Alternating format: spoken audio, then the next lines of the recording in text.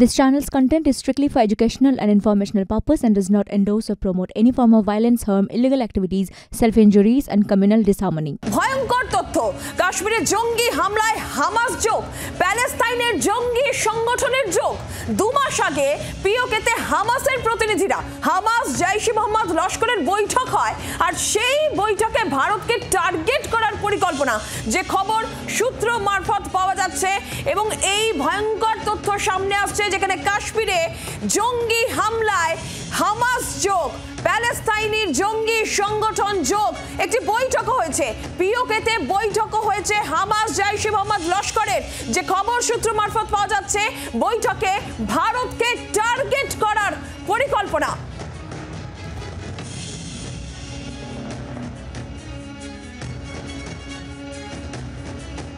কাশ্মীরে জঙ্গি হামলায় হামাস যোগ, পরপর জঙ্গিদের গুলিতে 27 জন পর্যটকের মৃত্যু। এবং এই মুহূর্তে যে ভয়ঙ্কর তথ্য পাওয়া যাচ্ছে, যে খবর সূত্র মারফত পাওয়া যাচ্ছে, এই জঙ্গি হামলার পেছনে হামাস যোগ, প্যালেস্তাইনের জঙ্গি সংগঠনের যোগ। 2 মাস আগে পিওকেতে বৈঠক পর্যন্ত হয়েছে, হামাসের প্রতিনিধিরা আসে, হামাস জৈশ-ই মোহাম্মদ লস্করের বৈঠক হয়েছে এবং সেই বৈঠক থেকেই ভারতকে টার্গেট করার পরিকল্পনা। ভয়ঙ্কর এই তথ্য সামনে আসছে সূত্র মারফত, যে খবর পাওয়া যাচ্ছে এই পেহেলগাঁয়ে, কাশ্মীরের পেহেলগাঁয়ে পরপর জঙ্গিদের গুলি, 27 জন পর্যটকের মৃত্যু, 12 জন জখম হয়েছেন। আর এরই মধ্যে আমরা দেখেছি যে সেনা তৎপরতা শুরু হয়েছে, চিরুনি তল্লাশি হয়েছে, জঙ্গিদের ছবি প্রকাশ করা হয়েছে। আর এর মধ্যে এই ভয়ঙ্কর তথ্য সামনে আসছে, যে খবর সূত্র মারফত পাওয়া যাচ্ছে এই জঙ্গি হামলার পেছনে হামাস যোগ, প্যালেস্তাইনের জঙ্গি সংগঠনের যোগ। 2 মাস আগে পিওকেতে হামাসের প্রতিনিধিরা, সেখানে বৈঠক পর্যন্ত হয়েছে এবং সেখান থেকে ভারতকে টার্গেটের পরিকল্পনা, যে খবর সূত্র মারফত পাওয়া যাচ্ছে। বিস্তারিত জানবো, রাজীব চক্রবর্তী রয়েছেন আমাদের প্রতিনিধি সরাসরি আমাদের সঙ্গে। রাজীব, এত ভয়ঙ্কর তথ্য।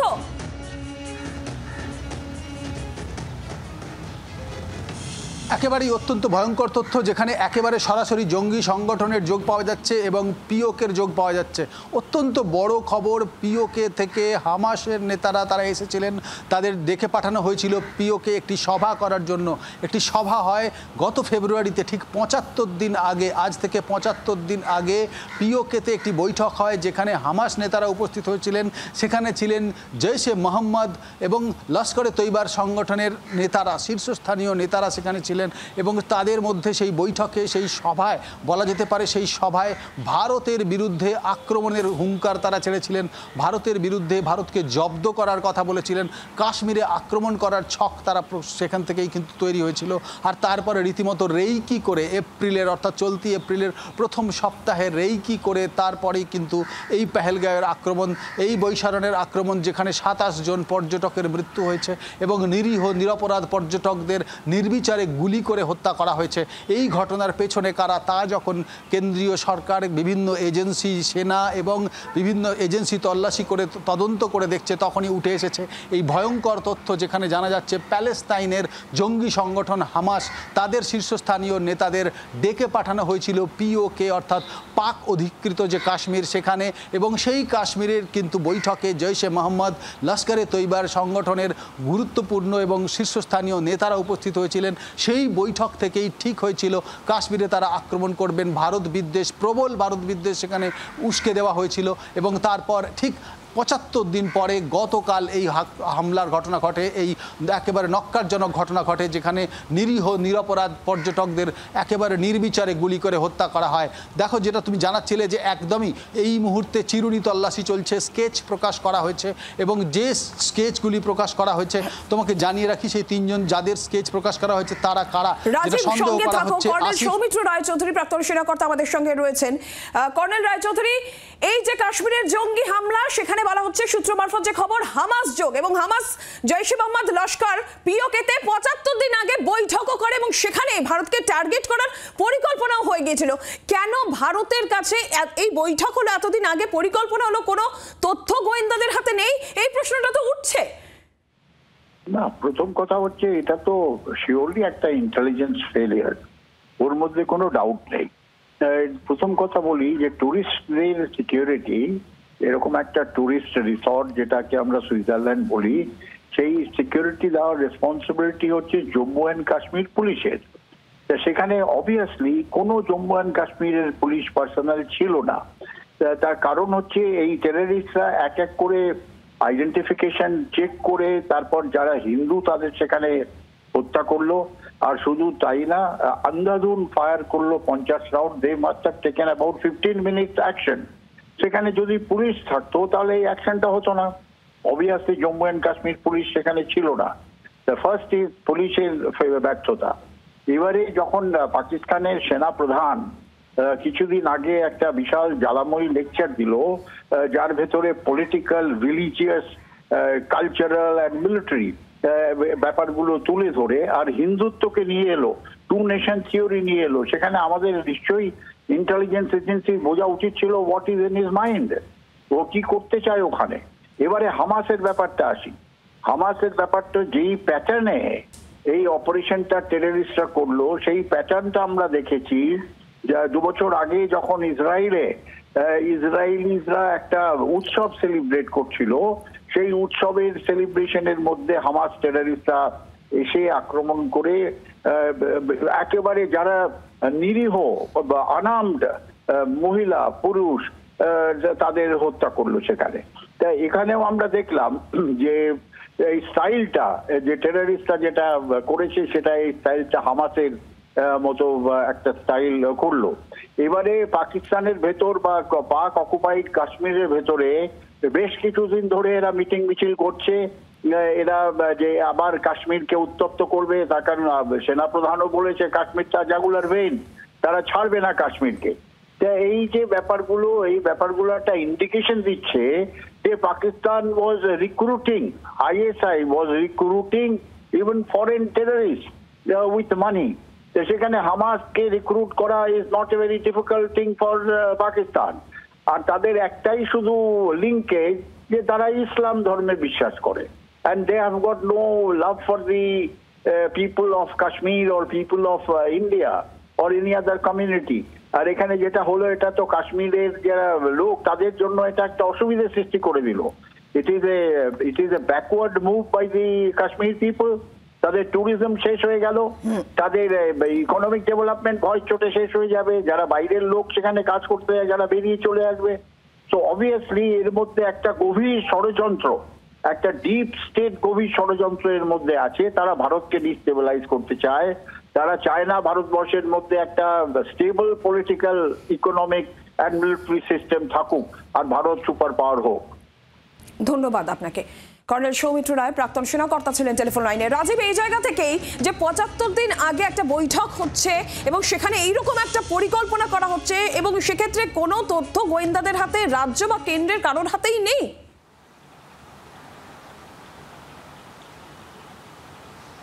একদম অত্যন্ত একটা গুরুত্বপূর্ণ প্রশ্ন তুমি করেছো। দেখো, এই প্রশ্নটাই ওঠা উচিত। আমাদের কাজ প্রশ্ন তোলা, যেখানে এত পর্যটক জড়ো হয়েছেন, যেটাকে বলা হয় ভারতের সুইজারল্যান্ড, সেই জায়গায় যখন সেই পর্যটন ক্ষেত্রে যখন এত মানুষ জড়ো হয়েছেন, সেখানে কেন নিরাপত্তার ব্যবস্থা নেই? আর সব থেকে বড় প্রশ্ন, যেখানে হামাস, লস্করে তৈবা এবং জৈশে মোহাম্মদের মতো সংগঠন ভারতের বিরুদ্ধে এরকম বিষ উগরে দিচ্ছে, যখন একটা সেখানে সভা হচ্ছে, তার খবর সেখানে আক্রমণ হতে পারে, তার আগাম আঁচ তো থাকা উচিত এবং গোয়েন্দাদের কাছে খবর থাকা উচিত। তাহলে দুটো প্রশ্ন আসছে। প্রথম কথা হচ্ছে ইন্টেলিজেন্স ফেলিওর, দ্বিতীয়ত নিরাপত্তা ব্যবস্থা কেন আঁটোসাঁটো করা হয়নি। এখন আঁটোসাঁটো করা হচ্ছে, কিন্তু যেখানে এত পর্যটক জড়ো হয়েছিলেন সেখানে কেন পর্যটকদের নিরাপত্তা ছিল না? যে কথাটি একটু আগেই বিশেষজ্ঞ বলছিলেন যে প্রায় 15 মিনিট ধরে অপারেশন চলেছে, অর্থাৎ বোঝা যাচ্ছে এই 15 মিনিট ধরে অপারেশন, যেখানে তাদের সঙ্গে কথোপকথন হয়েছে, তাদের পরিচয় জানতে চাওয়া হয়েছে, তারপরে গিয়ে আক্রমণ করা হয়েছে। এই জায়গায় ফেলিওর তো হয়েছেই, ব্যর্থতা তো রয়েছেই, এটা মানতে হবে সবার আগেই। দেখো, জম্মু কাশ্মীরের টেরর অ্যাটাক, এই ঘটনা, যে ঘটনা আজকে ঘটেছে, প্রায় 2 দশক পরে এত বড় ঘটনা ঘটেছে, যেখানে এরকমভাবে পর্যটকদের উপর আক্রমণ করা হয়েছে, এত বড় একটা আক্রমণ ঘটানো হয়েছে। এই আক্রমণের কেন আন্দাজ আগে থেকে ছিল না? কেন নিরাপত্তা ব্যবস্থা আঁটোসাঁটো করা হয়নি? কেন পর্যটকদের সুরক্ষা এবং নিরাপত্তার ব্যবস্থা করা হয়নি? এই প্রশ্ন কিন্তু বারবার উঠে আসছে। এখানে আরও একটি প্রশ্ন উঠে আসবে, যে যেখানে জঙ্গিদের যে তাদের হাতে অস্ত্র কোথা থেকে এলো, এই জঙ্গিরা কারা এবং তারা যে সেখানে প্রবেশ করেছে, এটাও তো ইন্টেলিজেন্স ফেলিওর। বলা হয়েছে যখন আমাদের নোট ব্যান করা হয়, আমরা জানি যে আমাদের দেশে নোট ব্যান করার সময় টেররিস্টদের ফান্ডিং বন্ধ করার কথা বলা হয়েছিল, টেররিস্ট অ্যাটাক বন্ধ করার কথা বলা হয়েছিল, কিন্তু সব কিছুর উপরেই কিন্তু একেবারে এই বলা যেতে পারে সপাটে থাপ্পড় দিয়ে গিয়েছে এই জঙ্গি আক্রমণ, যেখানে এই জঙ্গি আক্রমণ ঘটনা একেবারে নিরীহ নিরপরাধ মানুষদের খুন করে ভারত সরকারকে মেসেজ দেওয়া হয়েছে, ভারতবাসীকে মেসেজ দেওয়া হয়েছে এবং সর্বোপরি জম্মু কাশ্মীরের যে অর্থ ব্যবস্থা তার উপরে আঘাত। তার কারণ এই মুহূর্তে যদি দেখা যায় জম্মু কাশ্মীরের বহু বড় বড় হোটেল থেকে যারা পর্যটক গিয়েছিলেন তারা সেখান থেকে ফিরে যাচ্ছেন এবং যে বুকিং রয়েছে সেই বুকিং ক্যান্সেল হচ্ছে। সর্বোপরি এই আঘাত কিন্তু এই 27 জনের মৃত্যুতেই থেমে নেই। জম্মু কাশ্মীর এবং তথা ভারতের অর্থ ব্যবস্থার উপরেও কিন্তু আক্রমণ হানার একটা ছক এবং পরিকল্পনা, আর সেই পরিকল্পনা। সঙ্গে থাকো ব্রিগেডিয়ার প্রবীর সান্যাল আমাদের সঙ্গে এই মুহূর্তে টেলিফোন লাইনে রয়েছেন। ব্রিগেডিয়ার সান্যাল, কাশ্মীরে যে জঙ্গি হামলা সূত্রের খবর, সেখানে হামাস যোগ রয়েছে, প্যালেস্তাইনি জঙ্গি সংগঠনের যোগ রয়েছে এবং আরো যেটা ভয়ঙ্কর তথ্য, 2 মাস আগে পিওকেতে তারা বৈঠকও করেছে। হামাস জৈশ-ই মোহাম্মদ লস্করের বৈঠক হয়েছে এবং সেখান থেকেই ভারতকে টার্গেট করার পরিকল্পনা হয়েছে। আপনার কি মনে হয় না এটা একটা ইন্টেলিজেন্স ফেলিয়ার? হতে পারে ইন্টেলিজেন্স ফেলিয়ার থ্রু দিকেই হয়েছে, কি হচ্ছে না হচ্ছে সেটা আমরা ভালো করে মনিটর করিনি। আর পেহেলগামে আমাদের যে সিকিউরিটি অ্যারেঞ্জমেন্টস কি ছিল সেটাও খুব মানে দুর্বল সিকিউরিটি সেটআপ ছিল।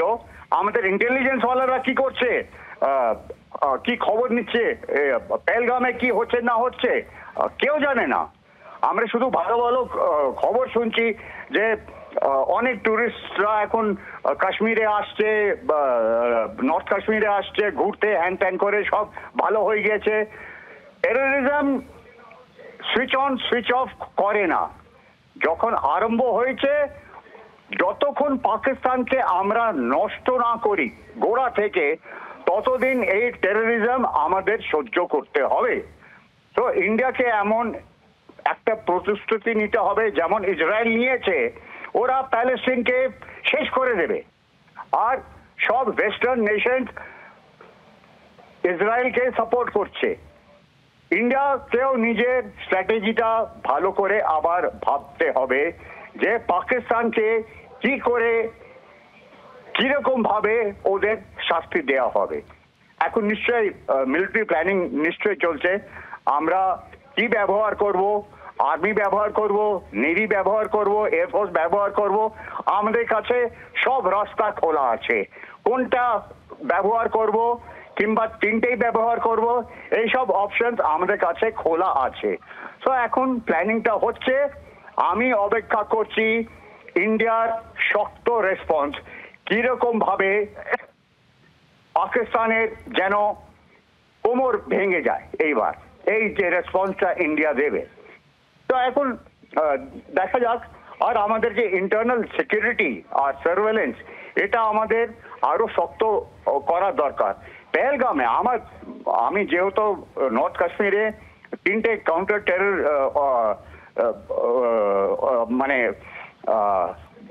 টেনিওর্স করেছি, আমি দেখেছি। আমি 1990 শুরু থেকে আমি জেএনকেতে আছি, তখনকার অবস্থা খুব খারাপ ছিল। এখন আমরা তো পাকিস্তানের কোমর ভেঙে দিয়েছি জেএনকেতে, কিন্তু আমাদের প্রস্তুতি থাকার ভীষণ দরকার। আমাদের ইন্টেলিজেন্স সিকিউরিটি কোথায় কিরকম ভাবে ডিপ্লয়েড থাকবে, আন্ডারে ইউনিফর্ম পরা, সিভিল ড্রেসে কি অস্ত্র ওদের কাছে থাকবে, এটা আমাদের আরো ভালোভাবে ভেবে নেওয়া উচিত, যাতে কি পুলওয়ামার মতন আরেকটা অঘটন না ঘটে। এখন দেখা যাক।